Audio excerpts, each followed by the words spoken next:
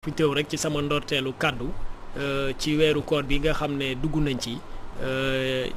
ñuy baalu ak sénégalais yi te di ko sàkku ci ñoom di ñaan yàlla nangul ñu suñu koor te jéggal ñu suñuy bàkkaar lépp luñ ci ñaan aussi pour naataange dellu si Sénégal pour jàmm sax fi yàlla nañu ko yàlla defal. tey ci wàllu report élection yooyu am na wax yoo xamante ne itam jip nañ ci nee nañ parti politique yi ci seen bopp ñoom ñoo sookee li ni mel ba pare génn sur la place publique surtout opposition bi di wax ne c'est du ressort du chef de l'État. waaw man bu ñu lee opposition bi moom moo sooke li mel noonu loolu dina doon loo xam ne lu ma bett la parce que depuis ñu nekk di waxtaan ci tomb boobu mooy ci fin mars bi ñu jógee. opposition bi suñu position ñëpp xam nañ ko te yaakaar naa am na ay conférence de presse yu bëri yoo xam ne suñu leader yi ci front de résistance nationale def nañ ko pour gën a insister ci li nga xam ne mooy suñu position nag ci mbir bi ñëpp xam nañ ko li ñu wax mooy nañu fexe ba élection locale yi ñu organiser ko ci atum 2021 mu bañ a génn ci atum 2021 keroog ci dialogue politique ba bañ fa waxtaanee tomb boobu ba ñu biralee suñu position am ci biir commission politique bi ñu ci mel ne waa nguur gi parce que loolu aussi dinaa ci ñëwaat ñu ne ñoom dañoo bu ñu sañoon ñu toxal élection yi ba 2022 ñun opposition bi yemuñu rek ci ne bu ñu sañoon ñu bañ a toxal élection yi dañu cee boole ay proposition dañu ne puisque ay mbirum délai mën na posé wu entre mois d'avril ak mois de décembre bi nga xam ne ñun opposition bi jàpp nañ ne élection yi war nañ ko cee mën a taxawal ñu ne nañu xool naka la ñuy wàññee délai wu yenn opération électorale yi lu ci mel ne revue technique du code électoral lu ci mel ne dépôt des candidatures waaye yemuñu ci loolu dañu ne évaluation bi nga xam ne li ñu prévoir mooy mën nañoo jëlal ñett ba ñeenti weer nañu xool naka la ñuy wàññee délai bi yóbbu ko ba ci ñaari weer waaye sax dañoo mujjee sa tey bi ñu demee ci waxtaan yi ñu ne évaluation boobu sax bu fekkee dafa nar a indi ay jafe-jafe pour ñu tëral élection yi ci atum 2021 la fay tukkee ci ay résolution nañu ko appliquer ci élection législative yi di ñëw wala élection présidentielle yi di ñëw waaye liñ ci nemmeeku ginnaaw bi nga xam ne ñun opposition bi wax nañ ne élection yi bu ñu sañoon ñu organiser ko ci 2021 nguur gi ña ko fa toogal ñu ne ñoom bu ñu sañoon ñu reporter ko ginnaaw bi nga xamee ne ñoom taxaw nañ ci seen position boobu te ki nga xam ne mooy président Majid Ndiaye mi diriger comité de suivi bi dañoo taxawaloon benn kuréel bu ñuy woowee comité ad hoc kuréel googu li ko taxoon a jóg mooy ñu waxtaane xool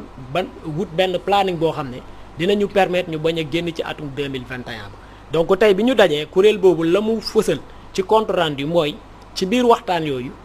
li nga xam ne mooy opposition bi di société civile bi di non aligné bi ñoom ñëpp d'accord nañ ci ne war nañu mën a taxawal élection yi ci 2021 te bañ ko fa waxee tamit ba ñu ne nañu wàññi délai évaluation bi administration ci boppam xamal nañu ne évaluation buñ ko wàññee ba ci ñaari weer buñ ci wàññee ñaari weer dinañu mën a organiser élection yi te duñu génn 2021 donc tey li fës ci dialogue bi mooy li nga xam ne moom la nguur gi bëgg mooy toxal élection yi ñoom ci seen position boobu la ñu taxaw te malheureusement indiwuñu benn proposition boo xam ne dinañu permettre ñu wut ay pexe yoo xam ne duñu génn atum 2021 ma jàpp ne dialogue nag boo nee dialogue mooy yow nga des fois li nga xam ne yaa ko moom wala say position nga mën cee am loo ci bàyyi as tuut su ko defee ñun ñëpp ñu daje ci li nga xam ne moom moo soxal askan bi mooy intérêt ñëpp parce que tey dañoo weesu position opposition bi position nguur gi tey benn position moo am solo mooy position askan bi te tey li nga xam ne moom la askan bi fësal mooy bu sañoon élection yii nga xam ne mooy élection locale yi ñu jëm mu bañ a génn 2021 loolu mooy li nga xam ne tey jàpp naa moom moo war a féete kaw lépp moo war a féete kaw position nguur gi moo war a féete kaw li nga xam ne experts yi nga xam ne ñoo war a def évaluation bi ñoo ngi ko ciy tiit moo war a féete kaw aussi li nga xam ne moom mooy position wu administration bi parce que tamit tey jàpp naa bu weesoo bëgg bi nga xam ne askan bi bëgg nañu taxawal élection yi ci ni mu gën a gaawee observateur politique yépp nee nañu fi Sénégal tollu tey bokk na ci sortie de crise yi mooy ñu organiser élection yi ci atum 2021. tenir les élections locales à date échue ci waxtu bi ñu toll tey jii yaakaar naa ne jan romb na fi mu nekk nii est-ce que loolu la faisabilité en tant que tel parce que y a beaucoup de requêtes yoo xamante ne tamit opposition bi tegoon na ko pour la tenue de ces élections là est-ce que ces requêtes ont été satisfaites également Georges Nesta? waaw côté boobu je crois que Aldiouma expliqué na ko. am na lu si expliqué. dama commence rek pour wax que ne si on en est arrivé là bu ñu demee ba tey ñu naan dañuy repousser les élections pour une 3e fois loo xam ne moom c'est je crois que si histoire Sénégal bëriwul élection yi ñu repousser à 3 reprises. C'est vrai que élection locale report na ko su Ablaye Wade report nañ ko aussi si Abdou Diouf mais 3 fois nag loolu moom je crois que bëriwul lu mu am Sénégal mais report boobu yëpp lu indi situation bi yëpp je crois que ñaari camp yëpp am nañ si part de responsabilité opposition bi am na si part de responsabilité aussi Aldiouma ban mooy seen responsabilité mooy vous êtes tombé dans votre propre piège boobu mooy lan mooy au sortir de la présidentielle de 2019 xam nga boobu ngeen ne du ngeen reconnaître résultats yi il faut que ñu évaluer les élections il faut que ñu auditer fichier bi nguur gi loolu moo nekk une part de responsabilité de l'opposition alors nguur gi nag dafa saisir seen opportunité boobu nekk kon noonu comme noonu lay demee ñun dañ leen di topp si li ngeen bëgg ensuite il y a aussi li ma mën a tuddee un manque de sincérité au sein de l'opposition parce que ma jox la exemple yéen bi ngeen nekkee foofu si commission dialogue politique bi entre opposants am na ñoo xam ne ñu ngi woon ak yéen je vais citer le cas de Rewmi mu ngi woon ak yéen foofu ndekete ngeen nekk di dialoguer rek di ànd dialoguer ndeke moom tamit mu ngi dialoguer foofu si opposition bi mais mu ngi dialoguer feneen xam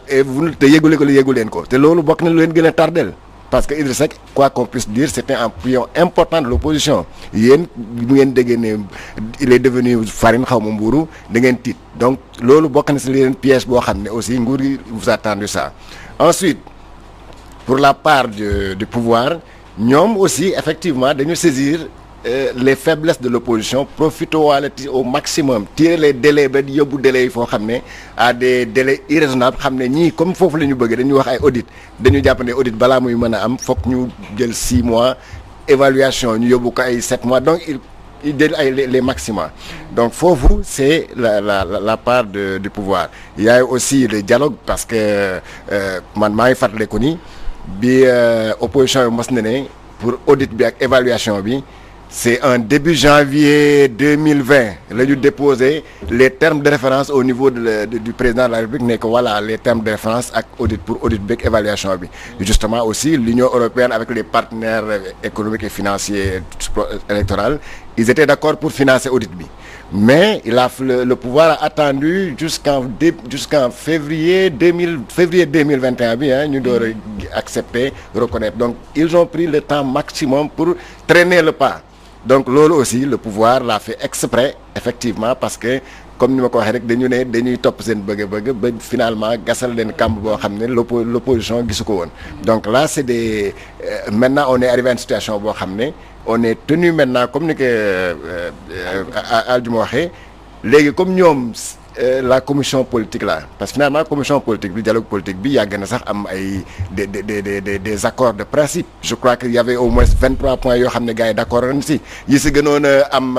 désaccord mooy lan mooy le statut du chef de l'opposition boobu amul woon accord c'était en suspens il y avait aussi beneen problème bi mooy est-ce que boo nekkee président de la République mu nga kon nen jiite sa nekk président de ton parti boobu aussi dañu ne woon dañ koy bàyyi donc amoon na point d'accord yoo xam ne ça permettait quand même ñu mën a dem ci élection locale en 2021 maintenant xam naa peut-être on va revenir sur les conséquences de ces reports-là parce que mënul ñàkk am conséquence parce que lu gën a am solo instant yi lu soxla askan wi instant yi mooy le renouvellement du personnel qui est à la tête des élections locales des collectivités locales waaw léegi parce que là il va se poser un problème dañu leen ne encore 3 fois ñu reporter le 3 fois finalement il se pose un problème de légitimité c'est-à-dire ku nekk maire benn yoon te date jeex na nga ñu tegaat la fa mu jeex ñu tegaat la 3e fois finalement loi moo la fa teg mais légitimité maanaam askan wi tegatu la en fait soxlaatu la du askan wi moo tax nga toog fi nga toog mais volonté wu koo xam ne volonté wu nguur gi moo tax nga toog fi nga toog te man je me dis que lii report bi bu amee bu continuer ba bu ñu ko jàppee 2022 dina am des conséquences terribles te peut-être là on reviendra sur ça. sur ces conséquences là tey légitimité ñi nga xam te ne ñoom moo di ces élus là également ça se pose et également gis nañu remous yi nga xamante ne mën na jur au sein ñi nga xamante ne ñoom ñooy administré yi ndax ñooñu tamit dootuñu nangooti ñu foqaat ci li nga xamante ne ñoom ñoo di seen sañ-sañ. waaw xam nga bu dee légalité mën nañu wax ne am na ko waaye légitimité bi moom comme ni ko Georges observé léegi ça pose problème parce que teg il faut ñu def différence entre légitimité ak légalité. légitimité moom ci peuple lañ koy tiré. xam nga bu ñu nee Macky Sall moom moo am légitimité populaire ça veut dire que peuple bi moo ko fal mais man fi nga xamante ni moom laa doon accès sama réflexion peut-être que ab laaj la sax mooy élection yi ñu dëgmal dafa bëri te li mu laaj en terme de coût xaalis bu bëri la pour faire économie pour ñu économiser ay milliards yu bëree bëri est-ce que idée wu couplage yéen traversé wu leen wala xalaatu leen ci wala bokkul ci seen proposition yi nga xamante ne peut-être yéen di ngeen ko ajouter en fait pour économiser parce que li mu nar a coûter en terme de milliards c'est terrible. waaw mais xam nga actuellement ci système électoral bu Sénégal li ñuy woowe principe découplage moom moo nekk en vigueur donc loolu pour ñu jëlee ko fi aussi dafay laaj aussi ñu waxtaan ci suñu biir mais dafa am lu benn waaye wax te ma d'accord ci ak moom nee na ñun fi ñu toll ci wàllu démocratie suñu démocratie war nañu mën a am ay moyens pour supporter li nga xam ne laaj na ko parce que bu ñu nekkee ci ab système boo xam ne askan bi mënatul tànn ñi nga xam ne ñoom ñoo koy nekkal ci kuréel yi nga xam ne foofu la ñuy jëlee en charge ay bëgg-bëggam nekkatuñ ci démocratie te loolu yaakaar naa dafa war a bokk ci suñuy priorité ci wàllu budget rawatina bu fekkee am nañu ay partenaires yoo xam ne pare nañu pour jàppale ñu à ce que ñu respecter calendrier électoral boobu parce que tamit bi nga xam ne bi ñuy dénk le président Macky Sall nguur gi en 2012 dañ koo dénkoon loo xam ne ndono la bu ñu jëlee ci suñuy mag mooy démocratie bu Sénégal donc tey toll nañ foo xam ne tey dëgg la mën nañoo waxtaan entre politiciens mais moom lay yoon ngàll ci loosam article L63 bu code électoral que yëf yi bu demee ba demee nii moom moo war a jël décret mu wax sénégalais yi kañ la ñuy tenir élection yi. en fait parce que man bu may wax couplage législative ak local yi tax may wax en fait parce que présidentielle moom beneen affaire la mais ñaar yii nii foofu moo ñoo taxoon may gën a wax quoi pour économie def économie en fait mais présidentielle moom tudd boolewu ma ko ci moom. waaw mais xam nga techniquement man bu ñu doon wax couplage techniquement fi mu gën a jekkee mooy ñaari élection générale mooy élection législative ak élection présidentielle parce que ñoom ñaar ñëpp ay élection nationale lañ mais élection locale dafa xeetu compliqué boo xam ne parce que liy nekk en compétition rek élection yi passé mën nañu wax ne plus de 2500 listes ñoom ñoo nekkoon en compétition tey boo xoolee bokk na ci argument yi nga xam ne administration électorale moom lay faral di rappeler mooy élection locale yi complexité bi nga xam ne complexe nañ ko dafay laaj benn temps boo xam ne dinañ mën a organiser élection yi ci ay temps yu mucc ay bañ ko waxee tamit ñun dañ leen ne nañu xool naka la ñuy fexe ba yenn opération yi ñu defandoo ko en même temps lu ci mel ne dépôt des listes war nañu mën a xool naka lañ koy defee révision bi parce que révision bi électeurs yi la soxal ñi nga xam ne dañoo bëgg a changer résidence électorale wala ndaw ñi nga xam ne jour bi ñu fixé scrutin bi dinañ am atu vote ñu fexe nuñ leen ciy dugale mais dépôt des listes dépôt des candidatures loolu parti politique yi la concerne donc dem nañu ba proposer xeetu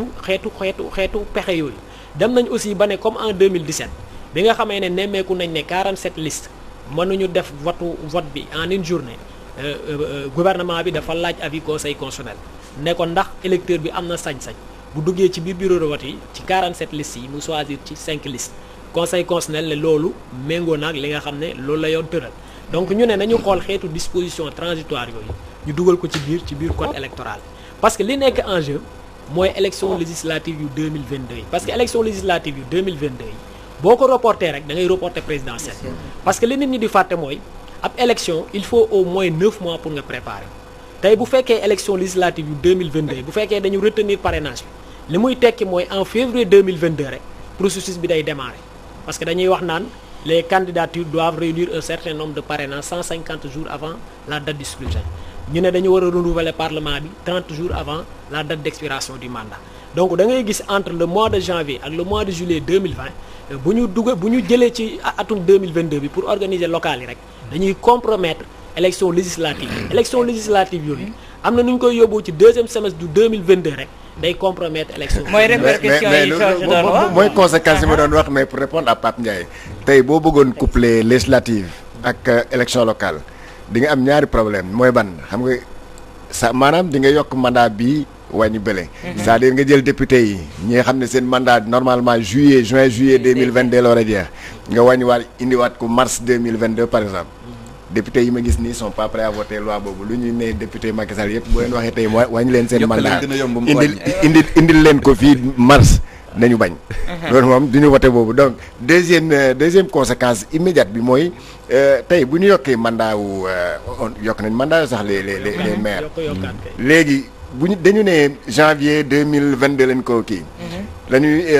dem élection locale. donc léegi y aura même pour mairie bi fonctionner. mooy problème parce que bu ñu boo gisee dans les mairies lu ñu seen budget xam nga kenn lañu koy voté d'habitude en fin d'année décembre normalement ñu voté seen budget donc maire boo xam ne ñaari weer a ko dese wala benn weer moo ko dese du mën a voté kan moo koy voté doo voté budget boo xam ne tu n'es même pas sûr d'être conduit donc problème budget am foofu ensuite d'ailleurs l'autre jour Khalifa Sall wax na ko nee na que y aura un problème budgétaire si on reporte les élections au-delà même de ces petits calculs politiciens. Tout à fait, d'accord Issa. waaw man fi li ma ci xaw a jaaxal des fois mooy comme li Georges doon wax sànq ñoom début bi peut-être ñoo doon réclamer trop finalement ñu képp leen parce que boo xoolee dialogue bi ñu demee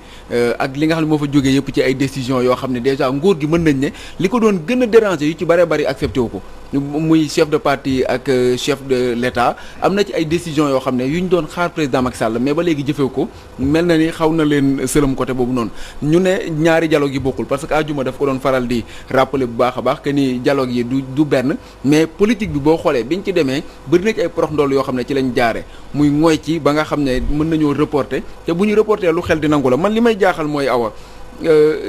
pouvoir bi dafa wax ne janvier fin janvier 2022 ñoom ñuy wax weeru décembre diggante boobu noonu presque matul ñaari weer diggante boobu noonu ñuy xëccoo muy diggante pouvoir ak opposition finalement def benn fan rek inéluctablement day am répercussion vraiment pour une république qui se dit démocratique benn fan boo ko reporté élection sax waxuma la ñaari woon mais benn fan rek ça pose déjà problème parce que même boo ko reporté d'un seul jour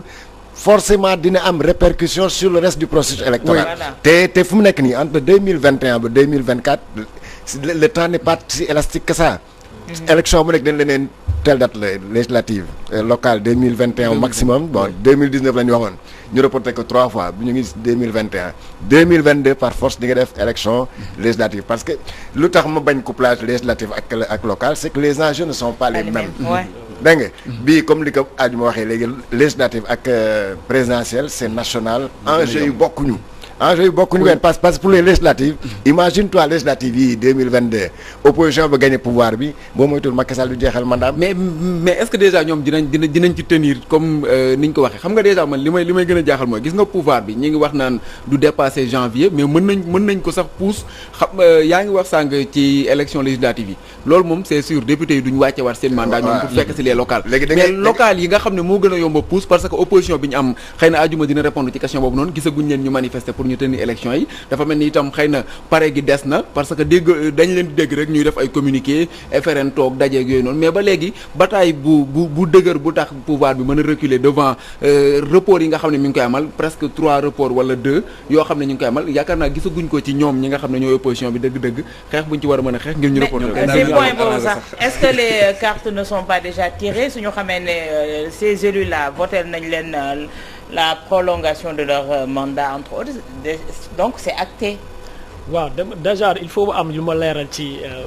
Issa wax léegi parce que nee na dafa mel ne ñun Georges aussi wax na ko dafa mel ne ñun suñu on est victime de notre propre piège wala même de notre propre turpitude man jàppuma loolu parce que tamit bëri na ay tomb yoo xam ne waxtaane nañ ko ci dialogue politique bi ba am ci ay accord te des fois nit ñi duñ ci bàyyi xel par exemple boo jëlee loi bi 1978 li nga xam ne moo jëm ci wàllu droit de manifester fexe nañ ba fi mu nekk nii délai bi nga xam ne ci la préfet war a àddu wala sous-préfet pour autoriser marché bi délai boobu dañ koy encadrer ba permettre ki nga xam ne mooy déposer demande mu mën a def recours bi ci ay délai wax nañu aussi ci ne dañoo war a réformer le système partisan sénégalais parce que bu ñu ko réformer léegi dinañu permettre affaire cumul de chef de parti et de chef de fonction affaire statut de l'opposition yëpp dinañ ko mën a vider ci point yooyu bu loolu weesoo dafay baax aussi ñu xam ne opposition bi mosuta poser condition audit ak évaluation pour ñu taxawal élection yi loolu mosul am li am bi ñuy dem ci dialogue politique bi mooy jàpp nañ ne ci 2016 ba léegi li fi xew ci wàllu élection jaare ko ci jumtukaay yi muy fichier carte électorale jaare ko ci li nga xam ne mooy inscription sur les listes électorales yu demee noonu am d'accorduñ ci te loolu moo indil Macky Sall ak ñi mu àndal victoire bi nga xam ne am na ko ñu ne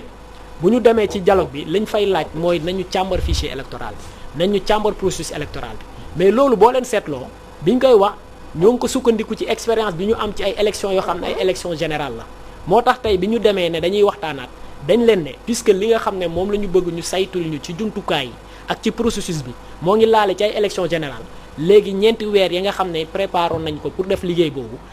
boobu léegi nañ ko continuer di ko def waaye la fay tukkee ci ay résultats nañ ko appliquer ci législative bi ak présidentielle bi. non aljuma foofu duñ d'accord ak yow non duñ ci mën a d'accord parce que bu fekkente ne da ngeen naan nañ ko appliquer ci législative yi yooyu noonu te élection la yoo xam ne buñ ciy génn suñ leen gañee ñu yuuxuwaat ne dañoo sàcc fichier bi baaxul ak yooyu noonu finalement sénégalais yi dootuñu xamante fan la ñuy féete depuis 1960 ñu ñuy wax waxu problème mu fichier ku génn élection buñ la gañee nga ngooy fa ne baaxul ak yooyu noonu finalement du luñ mën a nangu. Issa ñun li ñu wax fi ñu ko teg dafa leer xam nga tant que yaa ngi raisonné élection locale élection présidentielle li may wax doo ko mën a gis parce que élection locale ñëpp xam nañ ne ci biir commune yi lay xewee. élection administrative li fa maanaam loolu maanaam pouvoir central les enjeux ne sont même pas les mêmes. moyen de contrôle li mu am ci définir carte électorale bi koy jox ay grandeur yu koy permettre mu gagner ci yenn foyers électoraux yi mu mën a complexifier vote ci yenn foyers yoo xam ne opposition moo fa am doole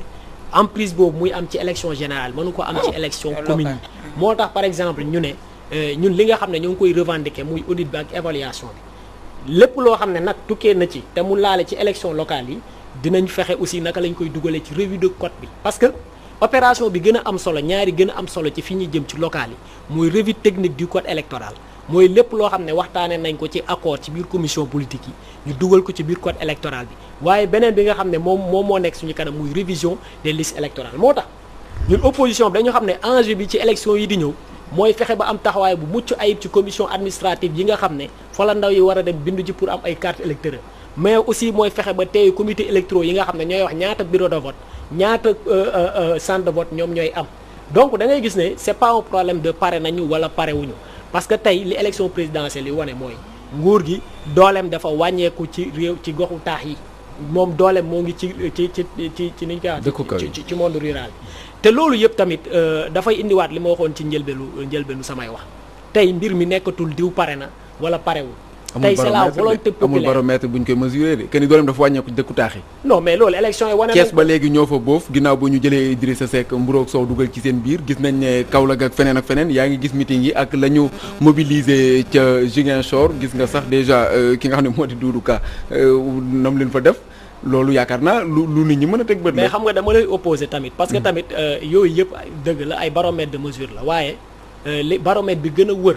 mooy la gouvernance locale ñoom communes yi ñu nekk lan lañ fa nemmeeku yaakaar naa diggante 2014 ak léegi li nga xam ne moom lañ fi nemmeeku ci ay conflits fonciers ci gox yeeg goxaat yi nga xam ne nguur gi moo ko dirigé liñ fiy gis ci journaux télévisés yi population yi di jóg di ñaxtu parce que amuñu yoon parce que amuñu forage parce que ñoo ngi jël seen suuf yaakaar naa loolu mosu koy am donc mën naa la opposer aussi argument boobu mais dans tous les cas tey li nga xam ne moom la ñëpp nemmeeku mooy am na regroupement bu am doole bu am ci opposition boo xam ne depuis 2012 am ko beneen bi aussi fii ak ay fan yu néew dina am benn jonction boo xam ne dinañ ko réussir entre mouvement citoyen ak mouvement politique contexte politique bi ñu jóge aussi yaakaar naa dañuy comprendre le pourquoi nguur gi ñemewut a tenir élection yi parce que li sénégalais yi wane entre le 3 et le 8 mars te niñ ko wanee ñu koy xaw a kii te neexuñu li mu ñu wane rek mooy àndatuñu ci nguur gi àndatuñu ak moom te loolu yëpp ñoom loolu yëpp la ñu xam moo tax ñu taxaw fi ñu taxaw parce que li nga xam ne moom tamit génn nañu wax ne loolu suñ demaatoon élection tey non mais loolu waxin la rek dañuy naan on est prêt parce que dégg naa madame Aminata Mbengue Ndiaye bu nekk HCCT c'est ça ne ñu parewul nañ ko seeti feneen mais pas au niveau du pouvoir nañ ko organiser suba ñu dugal leen comme d'habitude mais loolu c'est une stratégie effectivement chaque fois damay joxe par exemple match basket par exemple wala même football boo xamee dañ la dominer dëgg da ngay laaj temps mort bu dee basket da ngay laaj temps mort comme ça nga casser rythme bële bu dee football tamit nga daal di demander remplaçant casser rythme bi fu mu nekk nii opposition bi dafa gën a suudewu depuis dañu génnee ci affaire Ousmane Sonko gën a nekk benn gën a am xadar gën a déterminé wu gën a ne kii nag comme xeex nañu ak moom gaañ nañ ko kii nañ ko dañu bëgg duñu segg itam voilà dañu bëgg am ci opposition déglu ma rek dañu yàkkamti fu nekk ni seen am dafa tàng dañ ne kii dañ ko yóbbu ardo dañ ko dóor ku kaw benn yoon opposition bi loolu la jàpp pouvoir bi tamit bëgg dem ardo faju ba pare ñëwaat de xaaral ma jàkkaarloo yéen donc looloo tax affaire bi compliqué fu mu nekk nii pouvoir bi day bëgg a reculer pour mieux sauter maanaam bu jàkkaar pour la prochaine fois bu demee jël délai d'ici 4 mois. dina mën a defaruwaat dégg nga defaruwaat mooy ban mooy lu ñu def actuellement nii di wër toutes les régions di mobiliser di jéem a jox askan wi espoir que ne effectivement yaakaar ngeen manifestation yi amoon ci dëkk bi de première analyse mooy que peuple bi sonn na peuple yi mu ngi dénoncer la gouvernance Macky Sall peuple bi bëggatul régime bi fi nekk moom la événement yi wone en partie donc ñoom tamit pour ñoom affaire boobu effectivement te loolu dëgg la aussi loolu dëgg la parce que je l'ai toujours dit ici sur ce plateau là ñu génnoon keroog yëpp di manifester ci dëkk bi c'est pas des gars de Pastef am na ñoo xam ne dañoo sonoon dañoo lotoon il n'en voulait plus ni réew mi di doxee comme ni ko Aljuma waxee mairie boo dem am na fa ay tonnes problème donc loolu mais aussi Georges man fi ma la bëgg a interpeller moo di dañu gis ne xam nga opposition bi seen erreur bokk na ci li leen suuxlu mooy di Idrissa Seck ndax mi ngi doon participer ci seen biir ndekete ma nga wax mais tey gis nañu benn recomposition itam ci opposition bi ñëpp daw wutali leen mais itam est-ce que jotuwaat ñu seggat pour ne pas répéter les mêmes erreurs également. Ouais, mais c'était même pas Idrissa Seck kese parce que Issa Sall tamit candidat la woon à la présidentielle moom tamit ndekkee bu muy dialogue fii mu ngi dialogue fële tamit day nekk ak ñoom opposition bi bëccëg guddi gi moo ko Idrissa Seck ñu dem fële continuer seen dialogue bi au palais donc yu mel noonu aussi moo tax ne la y a eu boo gisee affaire bi yegg si fii c'est qu'il y a un manque de sincérité entre les acteurs de l'opposition parce que mën nañu toog di wax même kii di wax le même sujet di wax pour les mêmes intérêts mais fekk au-delà chacun bu toogee fu mu nekk te je crois que erreur boobu l'opposition ne va plus le faire c'est pourquoi d'ailleurs ñoom dañoo bëgg tout de suite que le combat ait lieu que ñu jàkkaarloo ak nguur gi législative yi avant fin 2021 c'est vrai que date bi ñuy proposé ne janvier 2022 ak décembre 2021 il y a pas tellement de changement mais si il y a une grande différence parce que nee naa la bu ñu jàppee la date du 31 janvier 2022 il y aura un vide dans les municipalités day mel ni kenn maire amatu fa parce que maire boobu am na ñoo xam ne dañu daal di nekk ci campagne électorale pour mën a sampuwaat ñoo xam ne nag wóor na leen dootuñu mën a nekk dañu daal di banque seen loxo naan bon comme man xam naa man daal maa ngi defar sama bagage en attendant te loolu yëpp pendant ce temps là bu élection locale yi amee janvier xam nga beneen maire bi kenn lañ koy installé au meilleur des cas mars lañ koy installé donc pendant ce temps là comment vont faire les administrés parce que il y aura nouveau maire boobu ñu fal par exemple janvier dina toog ba ñu installé ko installation boobu mën a jël 1 mois balaa ñu dem balaa muy mën a def dara dina toogaat 1 mois pour ñu voter ko budget loolu yëpp bon c'est des problèmes rapidement Issa ndax waxtu bi li ñuy ci dese bëriwul également te bëgg nañu évoquer benn point bi étudiant yi. parce que dama bëgg a laaj ñoom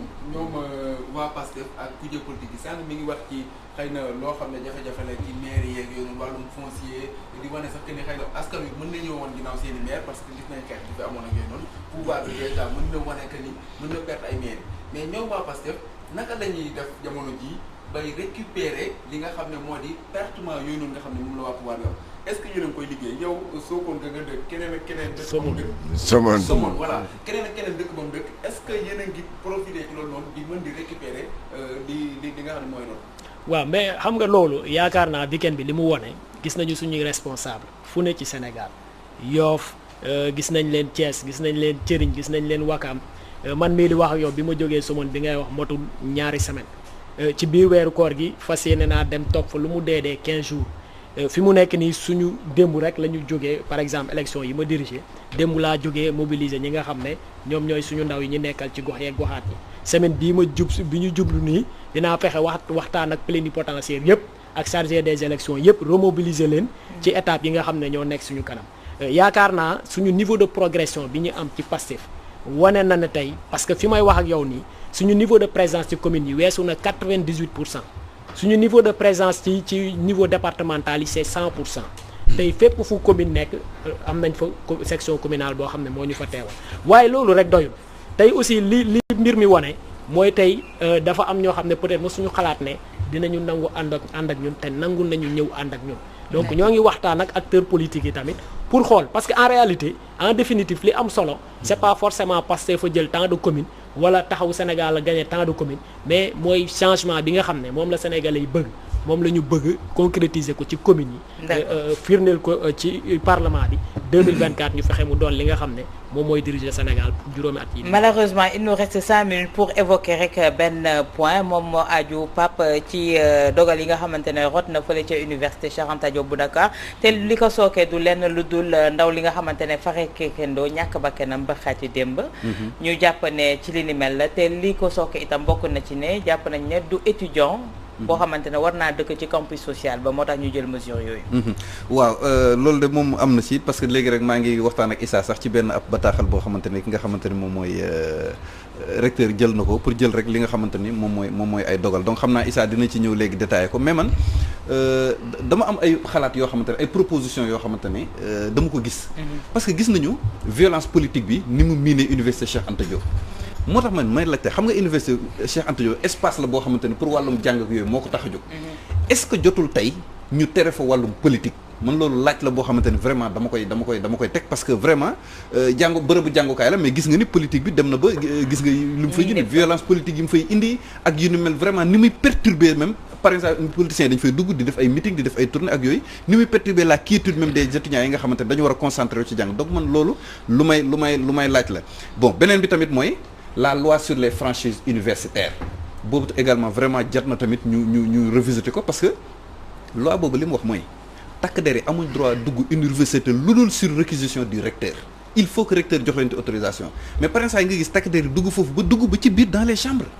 di def ay brimades di leen dóor di taal seen néegi di def mbir yu doy waar yoo xamante ne vraiment jàpp naa ni il est temps que ñu dépasser loolu ñaar yooyu daal violence policière yi am ci biir campus yi ak violence politique yi ñaari mbir yooyu daal lu jar a jël solution la pour que mu jeex fi. Issa ci point bi ak mesures yi nga xam ne jël nañ ko fa. waaw mesures yi nga xam ne jël nañ ko déjà ñoom li ñu njëkk a wax mooy étudiant bi nga xam ne moo ñàkkoon ba kanam ni ki fan yii ñu weesu mu di Ismaïla Gawsu Diémé ni ki le 11 avril 2021 ci la ñàkk ba kanam ginnaaw bu mu amee woon ay gaañu ci ay xeex yu dukkoon ci diggante Kekendo ak Ndefleng bu ñu sukkandikoo ci communiqué bi nga xam ne moom la ñu fësal jàpp nañ ne jàngeetul woon université depuis 2015 donc kon nekkatul woon étudiant waaye itam ñuy jàpp ne daal dafa am ñoo xam ne ñi ngi ci campus bi te bokkuñu fa maanaam ay forces étrangères yoo xam ne ñoo fay nekk muy ay ndongo yoo xam ne inscriruñ ba léegi sax ñu koy ñaawluwaale ci phénomène yi nga xam ne moo fay am mu di violence yi mais dogal yi nga xam ne moo ci gën a rote mooy fermeture campus social bu université ci ndigalu recteur mu daal di koy jox directeur u kudd di Maguette Sène waaye itam ci ba ñuy def codification loolu la dogal bi wax waaye itam nee nañu dañuy suspendre amical ci université maanaam dut amati amical ba fileeg ñuy régler mbir yi ndaxte date ultérieure lañ wax donc xëy na itam loolu mooy en tout cas dogal yi nga xam ne moo ci gën a fës awa Aljuma ci point boobu yow lan mu nga ci sa jàngat ndax ñi toog ci table bi yaakaar naa ne jaar nañu université. waaw déjà dañuy jaale waajuru ki nga xam ne ñàkk na ci bakkanam di ko ñaanal yàlla xare ko aljanna waaye loolu li mu wone mooy rek planification dafa tumuranke ci mim réew parce que tey jàpp naa ne ñëpp d'accord nañ ci ne lii xew université lenn indiwu ko lu dul sur population maanaam dajale ay doomu aadama ci espace boo xam ne ñoom seen bopp seen xaaj sax xejuñu foofu noonu waruñu faa ne donc li muy tekki rek mooy njàng mu kawe mi njàng mi ak paj gi dese naa doon soxlaay ñi nga xam ne ñoom lañ fi teg pour ñu yor lu mel noonu maa ngi koy wax ci suñu njëlbeenu émission ma ne bés bu ñu fexee ba seen i doom di fa jàng seen i doom di fajoo ci hôpital yi man gëm naa ne yu mel nii dina fa gëj li nga xam ne nag dogal la bu tukkee ci assemblée restreinte bu université bi man dama jàpp ne c'est une mesure ponctuelle tey ñëpp xam nañ ne li ñu war a fexe mooy fexe ba wàññi li nga xam ne lim bi nga xam ne ci étudiants ñoo ngi yeewoo université loolu nag dafay laaj ñu càmbaraat njàng mu kawe mi lënkale koog njàng mi nga xam ne mooy njàng mu suuf mi nga xam ne moo jógee université lu mel noonu nag ñun suñu parti am na lu bëri luñ ci proposé bés buñ ci tolloo dinañ ko gën a leer incha allah Georges ci point boobu waaw point boobu li may njëkk a wax mooy que mesure bi du guléet je rappelle qu'en 94 régime Abdou Diouf régime socialiste bu ñu 93 mu nekkoon session unique ñu tenir session unique boobu au mois d'août ñëw 94 mu nekk année blanche gouvernement bi dafa jëloon ndogal ne day tëj université bi tëj campus bi ñëpp génn étudiants yëpp génn ñoo xam ne c'était des cartouches ñu dàq leen ñoo xam ne ils étaient repêchables ñu repêché leen ñu defaraat université bi si la mesure yu bëri commencé d'ailleurs à l'époque ñu fa nekkoon à l'université gis nañu changement yu bëri parce que am na temps boo xam ne y avait des éternels étudiants maanaam dem bay liggéey ba génn ba dem Paris wala ba dem Ziguinchor dëkk fa bàyyi sa chambre loué ko benn koo xam ne étudiant la ngay jógee Ziguinchor di ñëw di percevoir comme kuy loué immeuble. loolu amoon na université. voilà donc loolu. effectivement affaire boobu je crois que la fermeture du campus universitaire en 94 moo rétablir ordre boobu. bi yoon tamit bon je trouve que il était temps parce que université aussi. boo fa duggee parfois bu fekkee yeneen jamono université boo fa duggee tan cette fois-ci yow dootoo da ngay gëlëm da ngay xam yaakaar ne nekkatoo université tellement li nga fay gis ci comportement ak ci jëfin mais cette fois-ci li may ñaawlu rek ci mesure bi mooy c'est une mesure unilatérale et un peu radicale unilatérale parce que si l'assemblée restreinte bu ñu wax ni bu ñu convoqué étudiants yi bokkuñu ci te loolu je crois que la moindre des choses boo jël mesure bu day nii da ngay tëj surtout ñoo xam ne ñooy ndeyu mbil gi te foofu ñooy étudiants yi je suis sûr que étudiants yi commission yi bu ñu fa teewoon jour bu ñu démb wala barke tey bu ñu teewoon ci assemblée restreinte boobu benn étudiant rek wala ñaar ko xam ne en tout cas am na ci kàddu bu ñu leen waxee léegi dañu bëgg a tëj campus social bi kooku na leen faire savoir que waaw bu ngeen tëjee campus social bi étudiants yoo xam ne dëkkuñu Ndakaaru amuñu fa parents fan la ñuy lekkee fan la ñuy tëddee et bon boo ko defee ils vont faire comment impréparation donc je crois que boobu c'est vrai qu'il y a lieu de nettoyer maanaam nettoyer université ba mën a xamee kan mooy étudiant ak kan mooy dul étudiant kan mooy étudiant entre guillemets boo xam ne daf fa ñëw pour politique rek arrangé wu ba am sa carte d'étudiant loolu am na étudiant boo xam ne mu ngi entre guillemets aussi mu ngi université lan moo ko fi indi dafa bokk ci daayira am na étudiant boo xam ne mu ngi foofu dafa bokk ci association comme ay Kekendo wala quelque chose comme ça loolu nag pour ñu xam ko foog ñu dégager ñëpp ci enceinte bi alors defaraat mais nag bu ñu ko defaat foog ñu waxtaan te waxtaan mënoo ko def sans les étudiants. merci beaucoup Georges Nesta Diop malheureusement comme ci weeru koor lañ nekk ñu soppi li nga xamante ne moo di waxtu yi nga xamante ne moom la ñuy amal seen magazine édition du soir ndax un programme bi nga xamante ne macha allah c'est très chargé ñu leen koy proposer moo tax lépp rek compréhension lañ ci dawalante suñu biir ñuy jaajëfal bu baax Aljuma ci wuy si bi di jaajëfal Issa Tine Pape Ndiaye Georges Nesta Diop également di jaajëfal Moustapha Diop ci coordination bi di jaajëfal bu baax Serigne Saliou Bey mi fare woon ci